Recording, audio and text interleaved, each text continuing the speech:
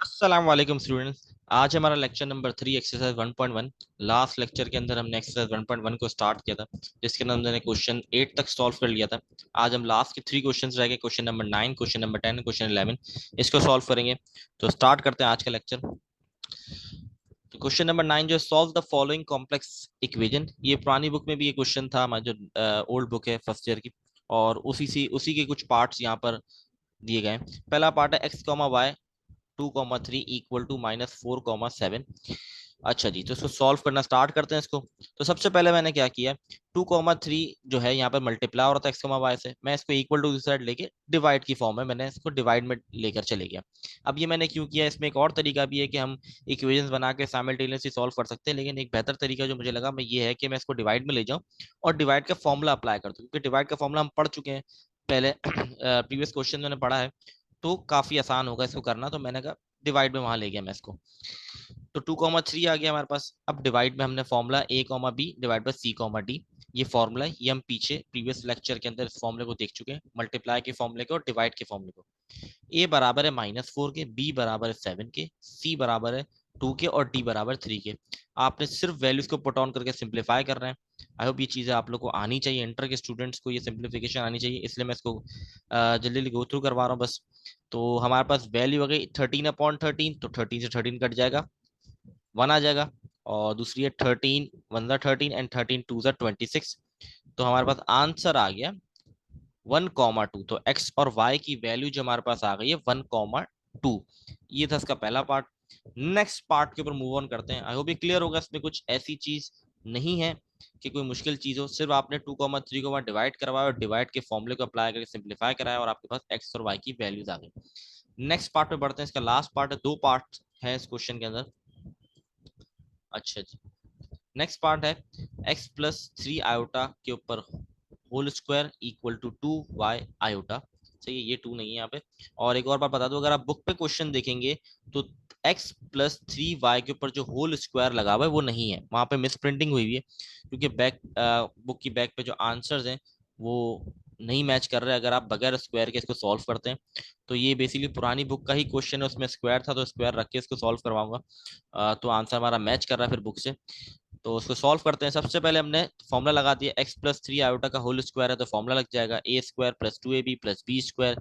तो ये formula open कर दिया, a बराबर है आपका x के, b बराबर है 3 आयोटा के, तो ये हो गया एक्स स्क्वायर, ये हो गया 2 3 6 और ये हो गया 3 का स्क्वायर 9, और आयोटा स्क्वायर -1 के बराबर होता है, डायरेक्ट मैंने लिख दिया -1। हम ये देख चुके हैं क्वेश्चन नंबर 1 के अंदर, लास्ट लेक्चर के अंदर, कि iota square, iota cube, iota 4 की वैल्यूज क्या होती है, किस तरीके से निकाली जाती है। तो आयोटा स्क्वायर की मैंने डायरेक्ट लिख दी -1, तो वो नेक्स्ट स्टेप में क्या हो जाएगा, माइनस का 9 हो जाएगा। ये हो गया -9। अब इस स्टेप के अंदर मैंने ये किया, एक्स स्क्वायर और -9 को एक ब्रैकेट में क्लोज डाउन कर दिया, और x6xi को एक जगह, मतलब 6x आयोटा, हम इसको आयोटा पढ़ते हैं, को एक साइड लिख दिया और दूसरी साइड पे 0 + 2y आयोटा लिख दिया। अब ये क्यों किया, एक्चुअली कॉम्प्लेक्स नंबर क्या होता है, रियल और इमेजिनरी का कॉम्बिनेशन कह सकते हैं हम इसको, रियल और इमेजिनरी कॉम्बिनेशन कॉम्प्लेक्स नंबर कहते हैं, मतलब real value plus imaginary value. Imaginary value वो होती है जिसके साथ आयोटा होता है। तो मैंने कहा एक्स स्क्वायर -9 जो है ये मेरे रियल वैल्यू हो गई, और जिसके आयोटा था 6x उसको मैंने कह दिया ये इमेजिनरी है मेरी। अब राइट हैंड साइड पे मैंने क्या किया, राइट हैंड साइड में हमारे पास इमेजिनरी वैल्यू मौजूद थी, क्योंकि 2y के साथ आयोटा है, रियल वैल्यू मौजूद नहीं है, तो हमने रियल को कंसीडर किया यहाँ पर 0। अब हम नेक्स्ट स्टेप में क्या करें, कंपेयर करेंगे रियल को रियल से, इमेजिनरी को इमेजिनरी से। तो अब सबसे पहले मैंने कंपेयर किया, कंपेयर रियल इमेजिनरी पार्ट। तो सबसे पहले हमने कंपेयर किया, एक्स स्क्वायर -9 बराबर आ गया 0 के, माइनस का 9 वहां जाके +9 हो गया। फिर हमने रूट ऑन बोथ साइड किया, रूट ऑन बोथ साइड करेंगे, रूट ऑन बोथ साइड किया तो एक्स स्क्वायर का होल रूट, स्क्वायर और रूट कट जाएंगे, और 9 जो है 3 का स्क्वायर होता है तो रूट से बाहर आके बन गया +-3। तो ये मेरे पास x की वैल्यू 2 आ गई, +-3 रूट से बाहर आया है इसलिए इसको प्लस माइनस लिखेंगे 3 के साथ। तो ये मेरी x की वैल्यू। अब y की वैल्यू, हमने ये किसको कंपेयर, ये रियल वैल्यूज को कंपेयर करके हमने x निकाला। अब इमेजिनरी वैल्यूज को कंपेयर करके y फाइंड आउट करेंगे।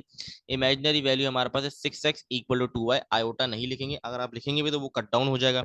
हमने इसको 2 जो था y के साथ वहां जाकर डिवाइड करा दिया, तो 6x डिवाइड बाय 2, तो इक्वेजन बन गई हमारे पास y इक्वल टू 3x, ये इक्वेजन नंबर 1 बन गई। अब इस इक्वेजन के अंदर मैं x की वैल्यू पुट ऑन करूंगा एक एक करके, दो वैल्यूज हैं +3 एंड -3, तो मेरा y आ जाएगा। जब मैंने +3 पुट किया तो y आ गया 9, जब -3 पुट किया तो आंसर आ गया -9। तो ये एट दी एंड मेरे आंसर है x equal to 3, x equal to -3, y equal to 9 and y equal to -9। तो ये इसका आंसर है, और इसी के साथ ये क्वेश्चन भी कंप्लीट है, क्वेश्चन नंबर 9। अगर किसी को कोई सवाल हो तो वो जरूर कमेंट में पूछ सकता है। मूव ऑन करते हैं आगे क्वेश्चन नंबर 10 के ऊपर। बहुत आसान सवाल है question number 10। Represent the complex number on complex plane. Basically इसके अंदर करना आपने ये है कि ग्राफ, अगर किसी ने 9 मैटर में ग्राफ प्रॉपर्ली पढ़ा है, उसको बेसिक नॉलेज है, तो ये बहुत आसान सवाल है। ये हमें पार्ट्स गिवन है ये जो ऊपर पार्ट्स लिखे हुए, ये 6 पार्ट्स मुझे गिवन है। मैं आपको बस इसको गो थ्रू करवा देता हूँ। सवाल तो आसान सवाल है बहुत रेयर चांस है कि पेपर में आए, लेकिन फिर भी आपको आना चाहिए। चांसेस कम है लेकिन आ भी सकता है, बहुत कम रेयर चांस है, लेकिन फिर भी आपको ये सवाल आना चाहिए कैसे सॉल्व करते हैं। तो 2, -3 मीन 2 - 3 आयोटा, अगर उसको मैं कन्वर्ट करूं कॉम्प्लेक्स इक्वेशन में इस तरीके से, ये कॉम्प्लेक्स इक्वेशन ही है, इसको इस तरीके लिखा जाएगा 2 - 3 iota.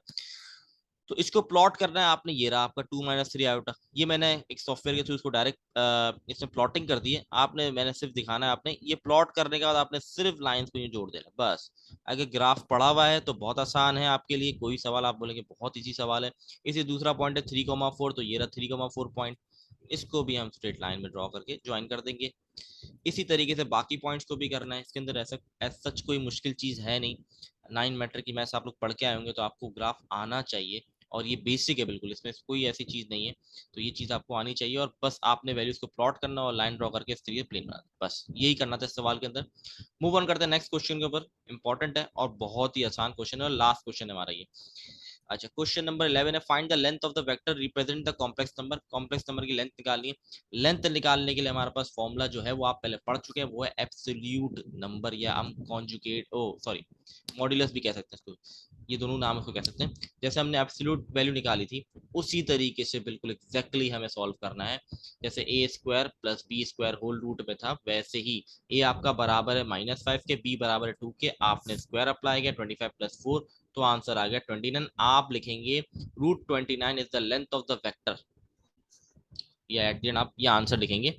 Next question, next part जो इसका वो है 1 + आयोटा डिवाइड बाय √2। तो इसको सबसे पहले एलसीएम ब्रेक करूंगा, इसको कॉम्प्लेक्स इक्वेशन की फॉर्म में बनाऊंगा, तो ये बन जाएगा 1/√2 + आयोटा अपॉन √2। तो a की वैल्यू हो गई 1/√2, b की वैल्यू भी होगी 1/√2, क्योंकि आयोटा हम इसमें नहीं लिखते, क्योंकि a और b की वैल्यू इसको लिखते हैं। तो हमने स्क्वायर अप्लाई किया, तो रूट से स्क्वायर यहाँ पर कट डाउन हो जाएगा, ये कट डाउन हो जाएगा, तो बच जाएगा हमारे पास 1/2। तो ये बच गया 1/2 + 1/2, एलसीएम ले लेंगे तो ये हो जाएगा 2/2। 2 से 2 कट जाएगा, तो रूट के अंदर हमारे पास आ गया 1, और 1 का रूट 1 ही होता है, तो आपके पास लेंथ ऑफ द वेक्टर आ गया 1। तो आई होप क्लियर होंगी। इसी के साथ हमारा लेक्चर ये वाइंड अप हो गया, और हमारी एक्सरसाइज भी वाइंड अप हो गई। ये कुछ प्रैक्टिस क्वेश्चन है, इसको जरूर आप लोग सॉल्व करें, ट्राई करें पढ़ने की, बहुत आसान है। अगर ये क्लियर है चीज़ है तो ये सवाल करना आपके लिए कोई मुश्किल नहीं है। तो ये था आज का लेक्चर 1.1, जिसके अंदर हमने क्वेश्चन नंबर 8, 9, 11 और 9, 10, 11 को सॉल्व किया। इंशाल्लाह नेक्स्ट वीडियो जो होगी हम एक्सरसाइज 1.2 स्टार्ट करेंगे। तब तक के लिए अल्लाह हाफिज।